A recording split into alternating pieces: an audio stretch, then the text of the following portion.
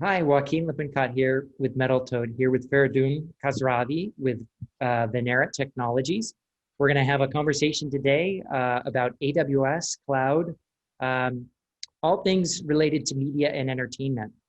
So, Fereidoon, I don't know if you want to introduce yourself off the bat and tell us a little bit about your company. Sure, sure. So my name is Fereidoon Khosravi. I'm with Venera Technologies. I'm the Senior VP and Chief Business Development Officer for the company. And we have been in the software business for quite a few years and specifically in quality control software as it relates to digital media. And that's the space we're in. And we've been doing this for quite some time with multiple products out in the market and really a niche market that we really enjoy being in.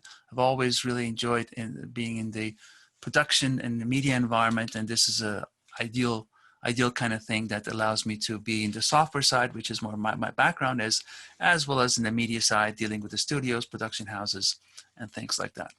And tell us a little bit more about quality control as it relates to media and entertainment. What does that mean? Because I think a lot of people might think of quality control and think software, but how does it relate to M&E specifically? Sure, sure. Actually, it's very interesting.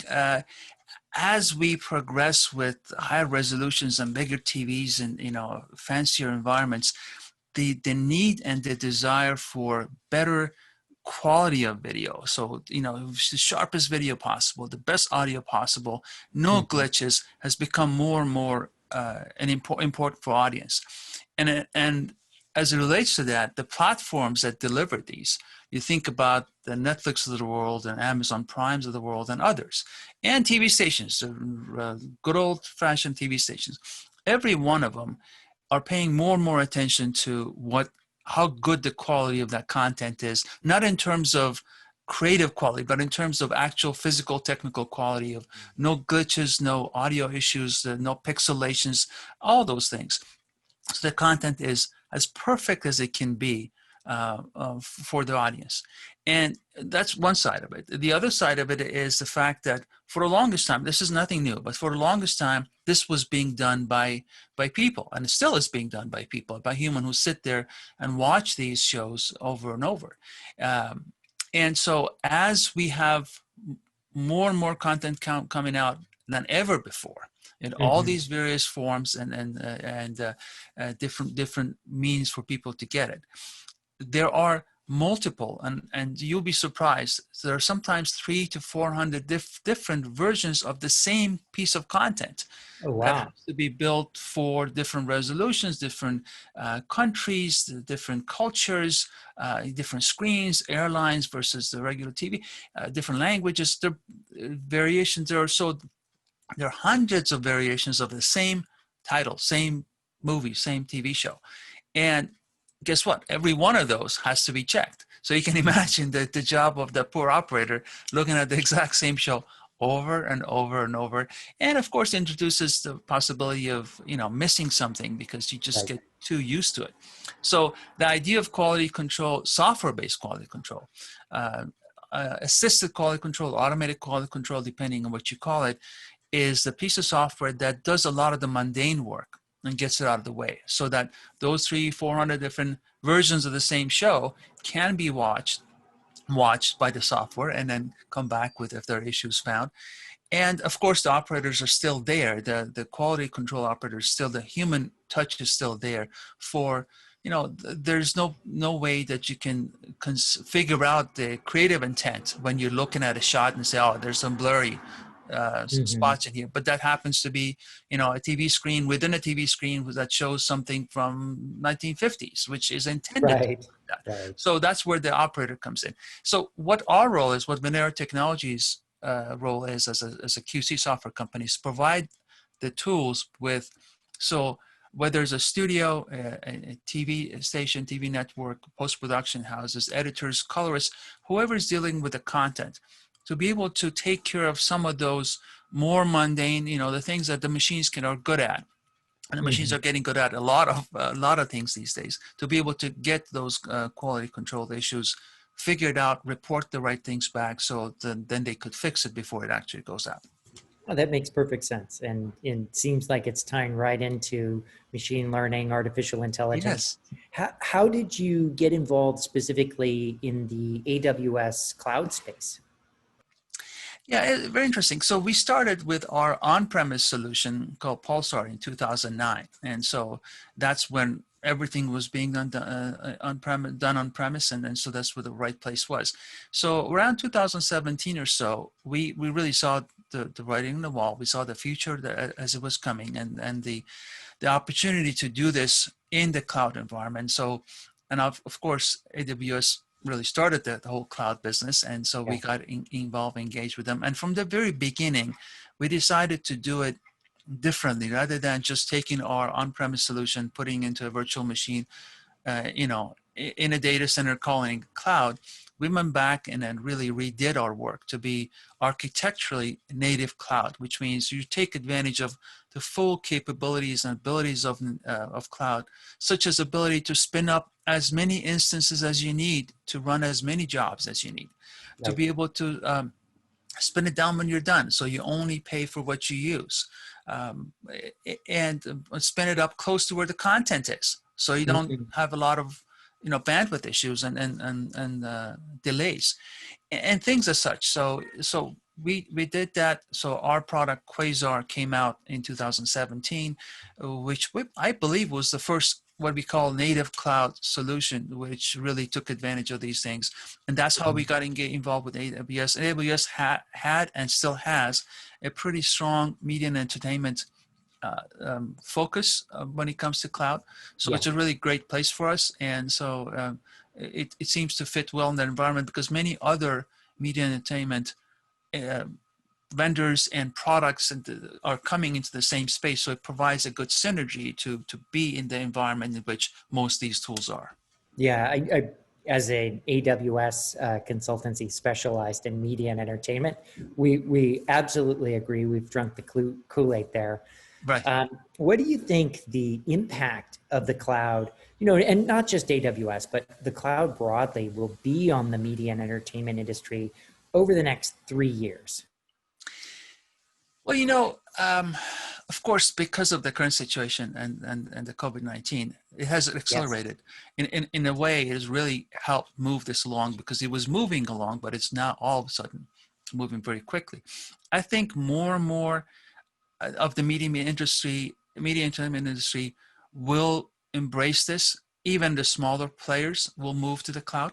And Hmm. as we have already seen that, I know there are a lot more users of our Quasar product who are not large studios and TV networks. They use it, but even smaller players see the Oh, that's value of interesting. Like what's the smallest size operator that's actually using your software? one person. Oh, wow. Yeah, yeah. I mean, Doesn't get smaller. exactly. So there are editors who have been doing this business for a long time.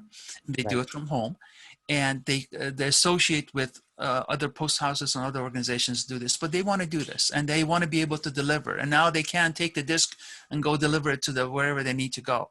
And so we have had interest coming in from individuals, smaller organizations, 2, 3, 4, 5, boutique shops. There are a lot of boutique shops that Mm. this industry is not only obviously uh, has a lot of giant players, but a lot of small boutique entities really make what this industry works.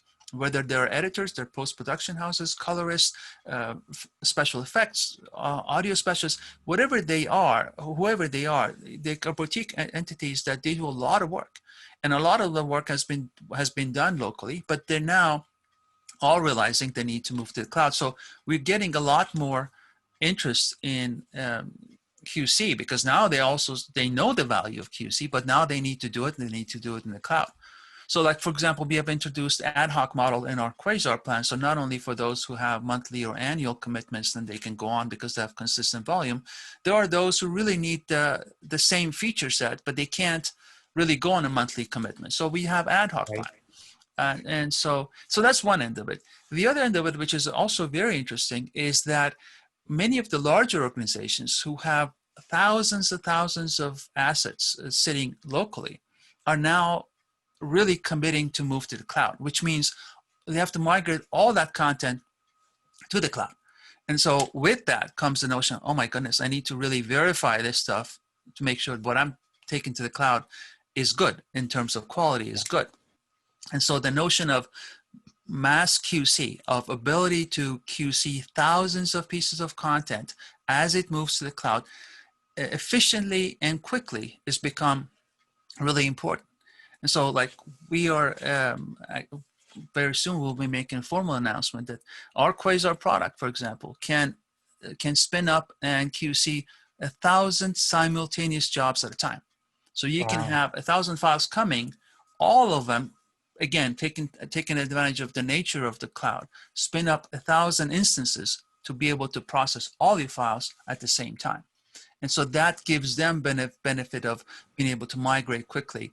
And then more and more stuff. So not only the small players moving to the cloud, the big players migrating to the cloud, the tools of production, which editors and colorists and others use, many of them are there or are moving there. So there's a mass movement, it seems, of the entire set of work that used to be done on these big machines in closed rooms and so on is now moving itself to the cloud, and we're happy to be part of that and integrate with them as we see ourselves fitting within that workflow, within that cloud-based media workflow, which is becoming efficient, very powerful, and pretty much all the tools that people used to deal with at their facility can be found in the cloud, and so we're part of that growth.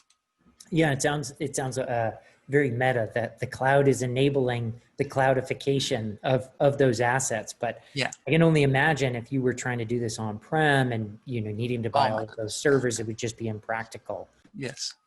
I was talking to a customer of ours who has been using our product for quite some time locally within the facility. And now they're realizing, even though they still can, and they're now starting to get allowed to go back in the office, they never want to deal with this again. They want to really be somewhere where they're always, in terms of reliability, in terms of security, in terms of ability to have accessibility, all that kind of stuff, you can't beat what the cloud provides today. Yeah, no, that's for sure. And speaking of, are there any other cloud technologies other than yours, of course, that you've read about or you've heard about that you find especially interesting?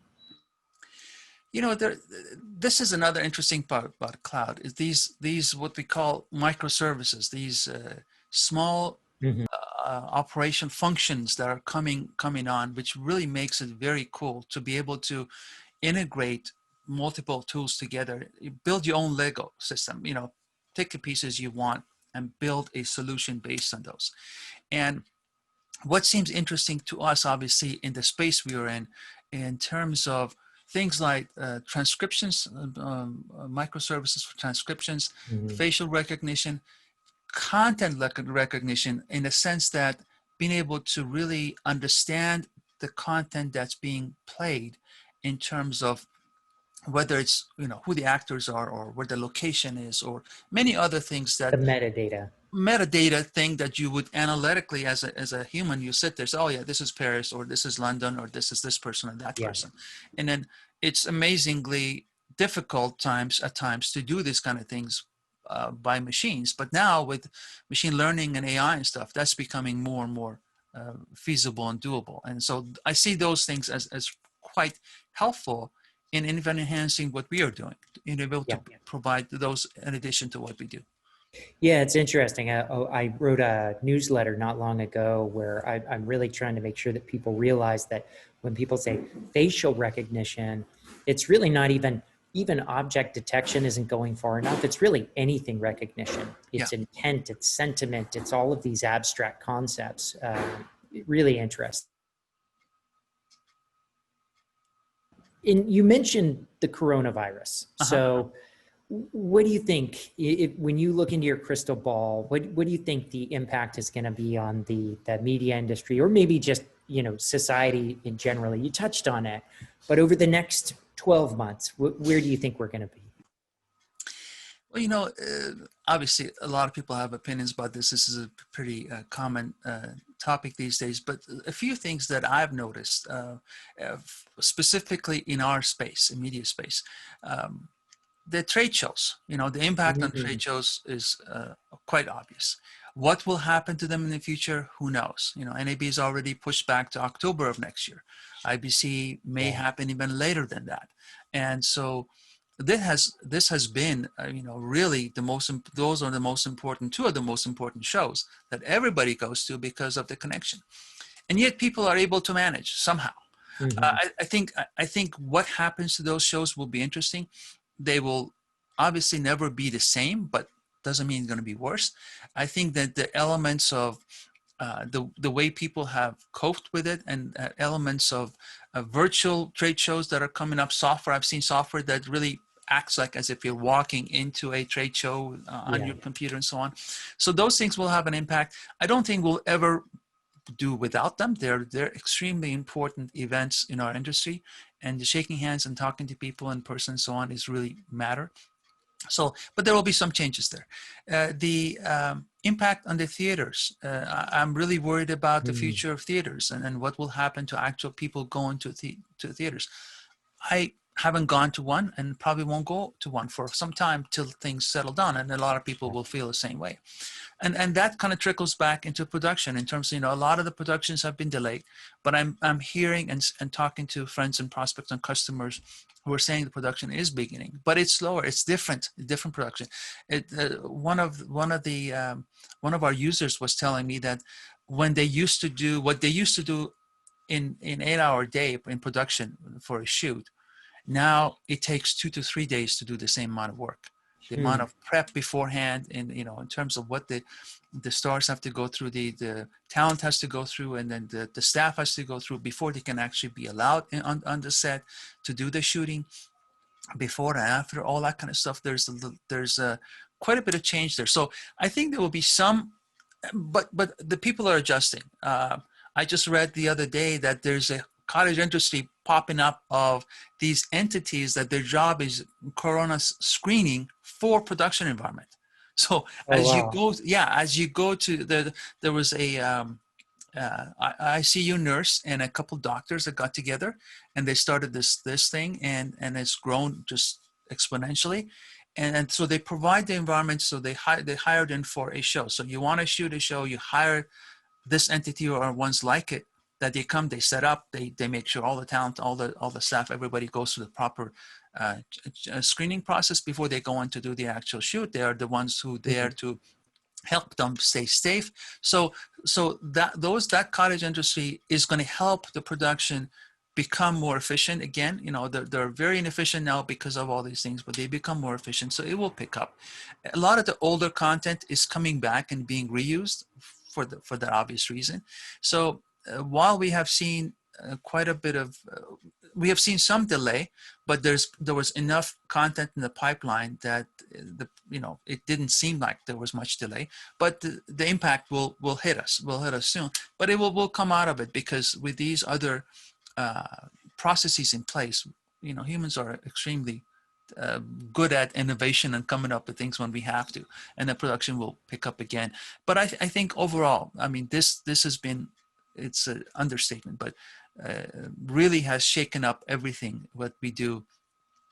I think in some ways for the better, aside from the very, very unfortunate losses and casualty and so on. But in terms of just the pure business, the business, I think, will be more efficient. The production environment will be more efficient.